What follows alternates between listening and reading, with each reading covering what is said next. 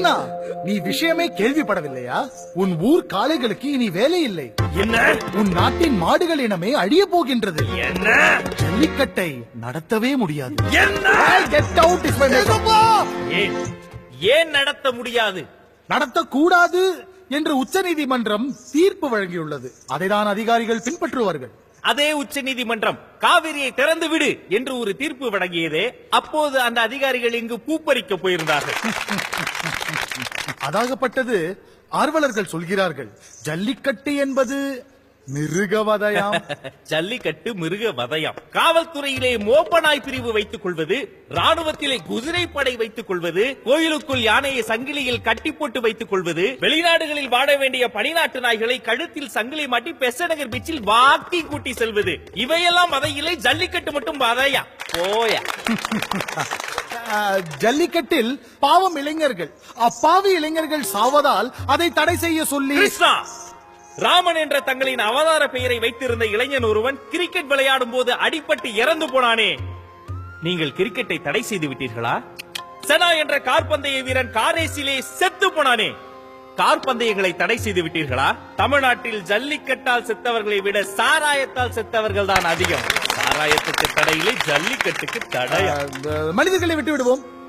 மாடுகளை அதிக கொடுமை செய்வதால் இல்லை இல்லை இல்லை, மாட்டை போல உடைக்கும் தமிழர்கள் நாங்கள். எங்கள் மாடுகளை தெய்வங்களை போல பாதுகாப்போம், கொடுமைகளை எல்லாம் செய்ய மாட்டோம். ஆனால் ஏனோ வழக்கு உங்கள் மீதுதானே வருகின்றது. கிருஷ்ணா, உழுகிற நிலத்தில் விடுகிற வீடுகளை கட்டி புதிய சென்னை புதிய சென்னை என்று கூவி கூவி விற்கும் வியாபாரிக்கு எம்பி சீட்டு வருகிறது, எம்எல்ஏ சீட்டு வருகிறது. உழவோடும் உணர்வோடும் கலந்து விட்ட காங்கேய மாடுகளை காக்க போராடும் போராளிகளின் மீது குற்றச்சாட்டு வருகிறது, வழக்கு வருகிறது, காவல்துறை வருகிறது. கர்ணா கர்ணா, நம் பக்க நியாயங்கள் எனக்கு புரிகின்றது, ஆனால் அவர்களுக்கு புரியவில்லையே. ஜல்லிக்கட்டை வீடியோ கேமில் ஆட சொல்கிறார் ஒரு நீதிபதி.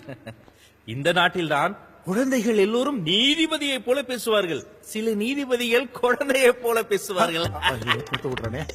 எனக்கு 2000 ரூபாய் நோட்டுக்கு சில்லறை தேவைப்பட்டதால் நான் அதை மாற்றிக்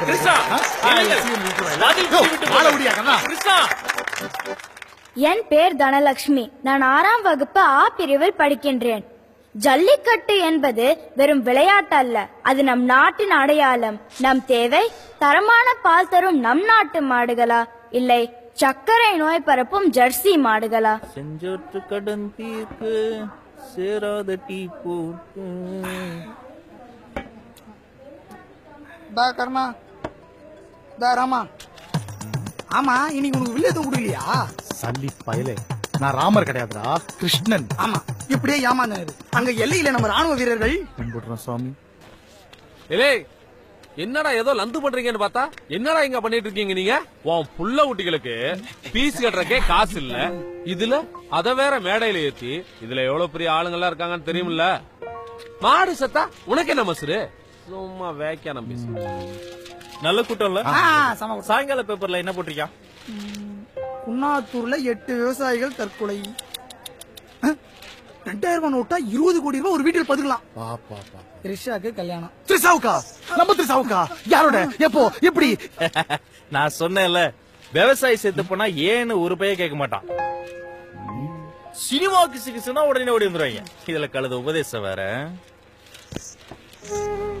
ஜல்லிக்கட்டு நம் உரிமை, அதை பாதுகாப்பது நம் கடமை. நன்றி. ஜல்லிக்கட்டு ஜல்லிக்கட்டுன்னு சவடால உணர்வோடு வாழ்ந்து என்னடா சாதனை பண்ண போற? உணர்வோட வாழ்றதே ஒரு சாதனை தாண்டா. வந்து கிருஷ்ணா, எஸ், வலியோர் சிலர் எளியோர் தமை வதையே புரி யுவதா, மகராசர்கள் உலகாளுதல் நிலையாம் எனும் நினைவா, உதவாதினி ஒரு தாமதம் உடனே விடி தமிழா, கொலை வாளினை எடடா மிகு புதியோர் செயல் அறவே, புகை வாடும் ஒரு புலியே உயர் குணமேவிய தமிழா, கொலை வாளினை எடடா மிகு கொடியோர் செயல் அறவே.